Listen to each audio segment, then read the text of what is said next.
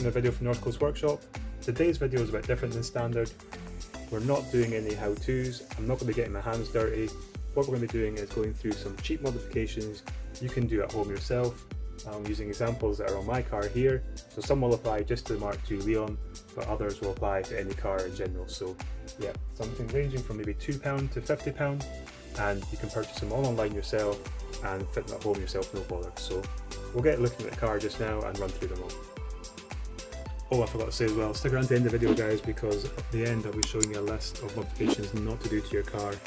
One, because you'll totally waste your money, and two, because you'll probably have your friends to sell you for them. So yeah, stick around to the end. I'll show you a few things that you might be tempted to buy for your car, but from personal experience I've bought a few myself. Definitely don't waste your money on them, and you will look stupid because of it. So yeah, stick around to the end, we'll cover those things as well.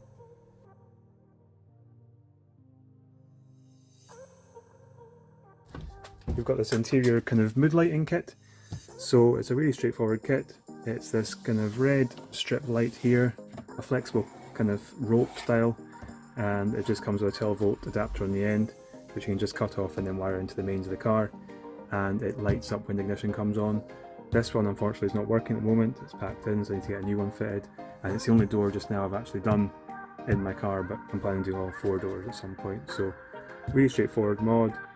The worst part is actually getting the connections for the light itself wired into the lights here, so when these come on for the ignition, this also lights up as well. But yeah, once you get it done, it looks really effective. I think the MK3 Leons have this as standard when you put the Cupra mode on, and the GTI Golfs as well, they have it as well. So it looks quite smart at night when it's lit up. Hopefully this won't get fixed fairly soon, and it's reasonably cheap. I think it's about £5 per door.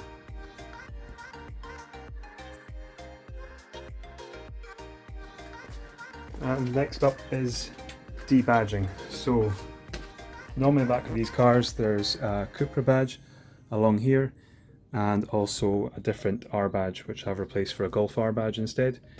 But some people say that it doesn't look any better taking the badges off. I think it looks a bit cleaner.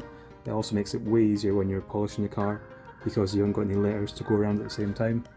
And to take any badges off safely, what I would say is heat them gently with a hairdryer or heat gun, and then use some dental floss, and just put the dental floss in the back, and just carefully, making sure you're pulling the dental floss towards you, just carefully pull the dental floss across the back of the sticky pad behind the badges, and that should take them off carefully.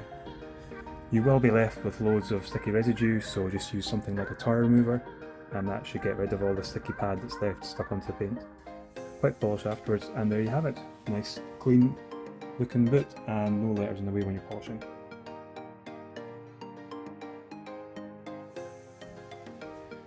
And next one up is carbon fibre for the door trim. Please ignore the nappies, baby wipes, they're not for me honestly. So yeah, carbon fibre film for the door trims. This was standard gloss black with the car. It had numerous scratches and scuffs over the years, so I've just decided to take it off and give it a rough sand down, and then coated it in carbon fibre film, and I think it looks reasonably good. I think this is a 5D or a 6D gloss film. I think the 1D and 2Ds are kind of more textured, whereas the 5 and 6 are more gloss-like. So put a few pictures on screen just now of what it looks like from eBay. Really cheap stuff again. This one's probably the best one out of all 4, because I redid this one after getting the hang of the technique. So at some point we'll do a video on doing the other 3 in the car, and I'll show you how to do it at the same time. Next up is a modification you can do to the Seat Leon Mk2s, and I'm sure you can do it to a few other of the Leons as well on the bumper. It is from this point here across the way, just black it out with either paint or film, like black vinyl film. I'll put a few pictures on the screen just now to show you what I mean. I did have it on this one, but the film came off because I didn't apply it properly, so at some point again I'm going to do a video showing you how to put the vinyl film on this lower lip of the spoiler. It would work on many other cars as well, I'm sure. I think it's where it gives the impression the grille is endless, and if you have this yellow lip on the bottom, it kind of shows the height of the bottom of the bumper of the car, so with having that blacked out, it kind of makes the bumper seem like it's a bit deeper than normal, so yeah, really straightforward mod. Again, it's just the cost of vinyl film, which is about maybe £5, £10 a roll, and that would just go from this point here, on this car anyway, it'll go from this point here across the other point as well.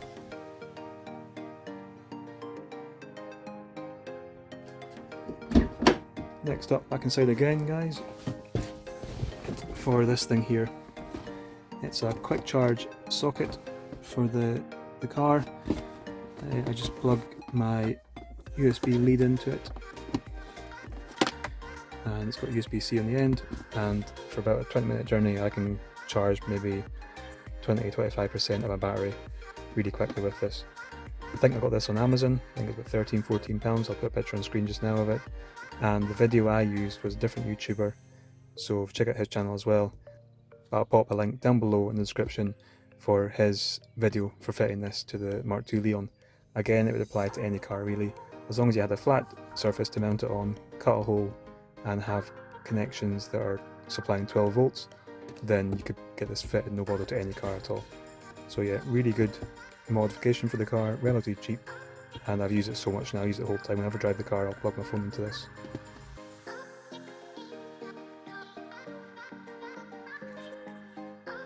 Next up is these things. This is an OBD11 reader, or works with an app as well, so this lets you access loads of settings inside the car.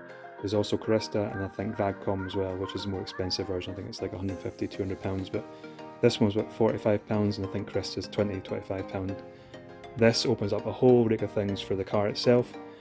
I bought the car about 9.5 years ago, and the first thing I wanted to do was take away the cornering function on these fog lights, because these would come on when you're turning left and right at slow speeds. So I asked to get them taken off by a local garage, and it charged me I think about 60 quid just for a simple setting to be switched from yes to no. So investing in one of these and being able to change loads of other functions along the same kind of idea, whether it's where the car beeps when you lock the car, with those cornering functions on the lights there. I've also got the miles per hour activated on the dashboard and digital reading, so if you want to see that video, actually I've got a link up there, top corner of the screen. Give that a click as well if you want to see how to do that. But yeah, these things are really useful. Carista as well, for the price of Carista it's really nice and cheap, and you can do loads to the car with it, so really recommend these as a modification.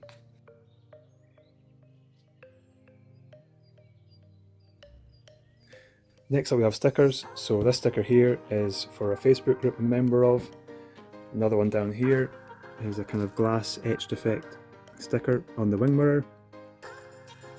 And then we've also got these Cupra stickers on the brake calipers as well. Now for a couple of quid, it's quite a straightforward mod, really cheap, easy to do yourself, but just a word of warning, don't go overboard with stickers. If you start plastering the car in stickers, it's going to look a right mess. So a couple of stickers here and there, keep it tasteful, and it's really effective.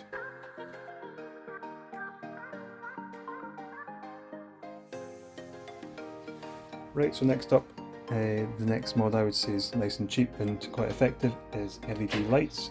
So you can see they're nice and bright. There's a slight flicker in this one here because it's LED and the camera picks up the flicker from an LED compared to a normal bulb. But they are nice and bright, they blink cleanly, so they don't kind of glow like a normal bulb would. And yeah, quite a straightforward mod. These cars do have a system which picks up LEDs and it thinks the bulb's actually blown, but it's not, it's just got an LED, it's got less resistance. But you can buy special LEDs that have built-in resistors so it won't get the fault. Also LEDs for the interior lights. Nice clear white lights there, front and back. These ones don't show up a fault on the system, so nice and cheap to replace. And yeah, you get this nice white light compared to the kind of yellowy light you get from standard interior bulbs. And around the front as well, you've got the daylight running lamps there, and you've got side lights as well. So yeah, much better light off them. Nice and clear and white. These are the standard xenon lights with the car, and they produce a nice white light. So when you've got normal bulbs against them, it's a big difference in colour. So getting the daylight running lamps changed to LEDs makes a big difference.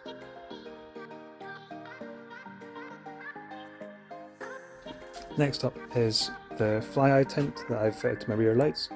This tint's really cheap, I think it's about a $5 or $10 on eBay.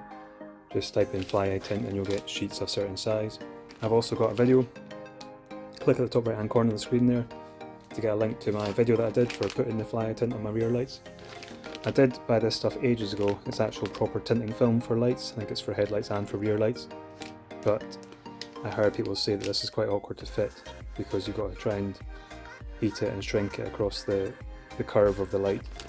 This stuff was dead simple to use, and I'll put a picture on the screen just now before and after shots, but you can see how well it darkens the light, and it actually lets through plenty of light at the same time because it's just tiny wee holes, so the light still comes through quite easily, but when the lights are off you can see it gives a nice dark effect to them. So really cheap, easy mod to do. Next up, back in the car yet again, we have floor mats. So these ones are just plain dark floor mats, but you can get ones that have different kind of edging around them. They've got maybe logos down the side here. Again, I'll put a clip on the screen just now of what you can get for other styles of car mats. But if you haven't got car mats in your car just now, it makes a massive difference. You can also buy most car mat sets with fittings to fit the car, so that's part of the car, and then the car mat comes with a clip that actually attaches to it, so it keeps them in place.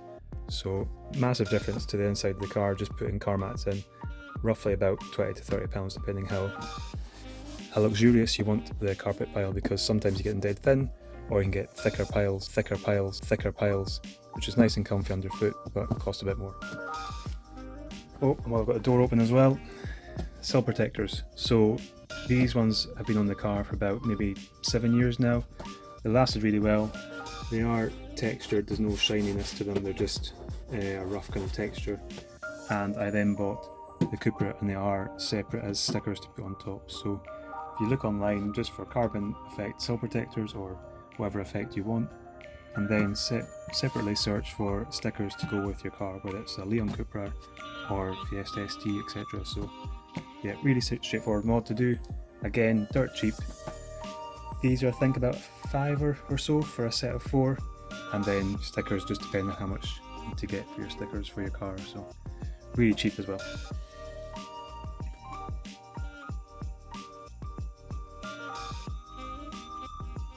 So now round to the back of the car again, and a wiper delete kit. So the kit is basically just this acrylic plug. You can get different styles. You can get ones that are nice and smooth and flush like this one, or you can get ones that have R's or FR's etched into them, or again, depending on the type of car you've got, they'll have maybe a logo matching your car. So have a look online for wiper delete plugs, I think they're called. I'll put a picture again on the screen of the one that I got. And apart from having to take the wiper out, which is quite a difficult part, this is dead easy to put in. You just need to silicone seal the back of the plug, push it in from inside the window and let it set, and after that it's watertight. And again, it just gives a nice kind of clean look to the back of the car. It doesn't really matter having no wiper. Some people think they need to have it. My missus seems to think there needs to be a wiper for this back window, but I think it just looks a lot better and cleaner having no wiper on it.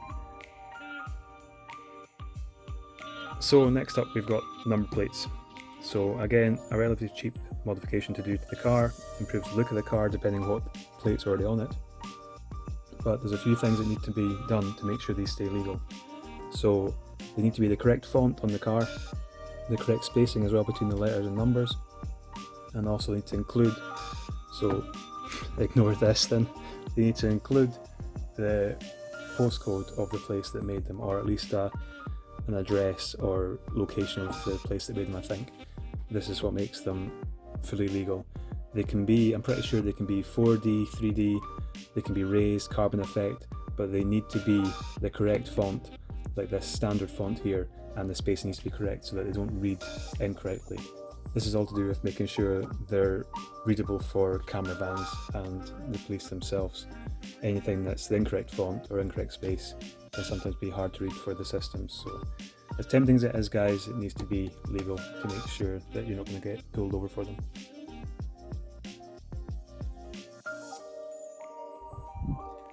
So mods to avoid then First of all, furry dice.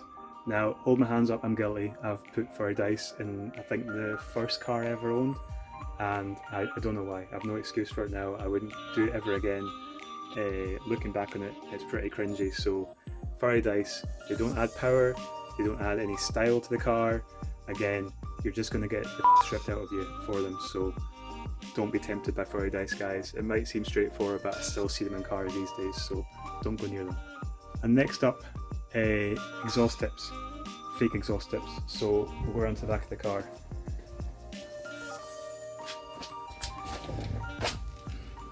So yeah, they're real. They're attached to the exhaust system, a full exhaust system that gives the power and gives the sound of a proper exhaust system. Yes, it's really expensive. Fake exhaust tips I think cost between maybe 20 to 40 quid depending on how many tips you need. But again, you're not going to gain any performance from them, you're not going to gain any sound from them. People are probably going to notice the wee screw that's holding them onto the side of your pea shooter exhaust as well. So if someone sees that, again, you're going to get the stripped out of you. So don't be tempted by them, guys. It's not worth it. Just save the money, put it towards buying a proper exhaust system, and then you get the sound, performance, and you get the respect from your friends as well for having a full exhaust system and not these crappy pretend exhaust tips. The other thing I've seen in cars or heard in cars is these fake dump valves. The electronic dump valves that sit inside the engine bay and give off that psh, that kind of noise. I don't know. It makes a pretty horrendous noise. It's definitely not a dump valve, and it's about 20 quid, 30 quid roughly for these things. Again, if your car hasn't got a dump valve fitted or can't get a dump valve fitted, then don't put one in it, because if your car goes past and it's not possible for that car to ever have a dump valve and it makes off that psh, someone's going to click and go, that's not a real dump valve, that's that crappy fake electronic thing. So again, don't waste your money, save that money, put it towards a car that's got a turbo and that can get a dump valve at some point. Here's one that I've learned as well, metal valve caps. I've done this myself. I bought nice, stylish, I think they had a Seat logo on them, chrome valve caps made out of metal, and popped them on my car and forgot about them. The car was perfect, tires were perfect, never needed inflated for about 3 or 4 months. Then I needed 2 new front tires, took it to the garage to get fitted, and the garage gave me a bollocking basically for having these metal valve caps that had seized onto the valves themselves. The metal with the metal on the valve cap doesn't seem to work very well together. That's why they made of plastic in the first place. So yeah, they might look stylish, they might look really smart, but unless you're going to spend, say, every fortnight going out to your valve caps, taking them off, putting grease on them, putting them back on, then don't bother with them at all. You're not worth the hassle.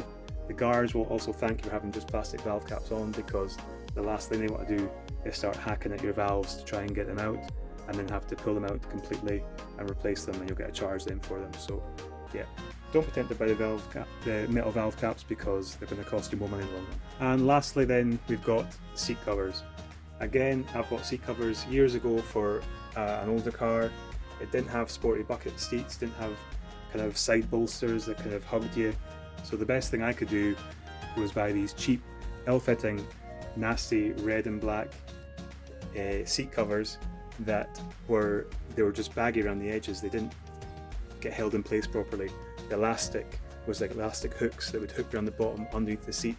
Whenever you sat in the seat, the elastic would stretch and become looser and looser, and over time they were just these saggy covers on top of my seats.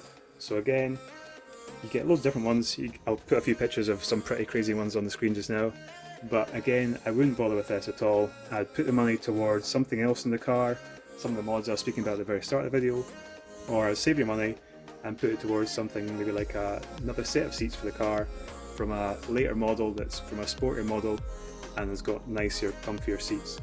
They look more sporty compared to the ones you've got in your car. So yeah, don't be tempted by the seat covers. General seat covers that you just want to put on your seats to keep them fresh and keep them clean, that's fine, but don't try and imitate sporty seats by putting on these sporty style seat covers, because from a distance you can see straight away that they're seat covers, they're not proper seats. Like I said, seat covers to protect the seats for a longer life, that's fine, no issue with that at all. A lot of mechanics do that for their own cars, that's fine. When it comes to sporty seat covers, don't go near them. Put the money towards fancy new seats. And that's the end of the video, guys. Hope you enjoyed the different kind of style of video. None of this how-to stuff that I usually do, but something a bit different. Just going through a few of the cheap things onto my car, a few of the mistakes I've made for the mods I shouldn't have done years ago that I've learned from.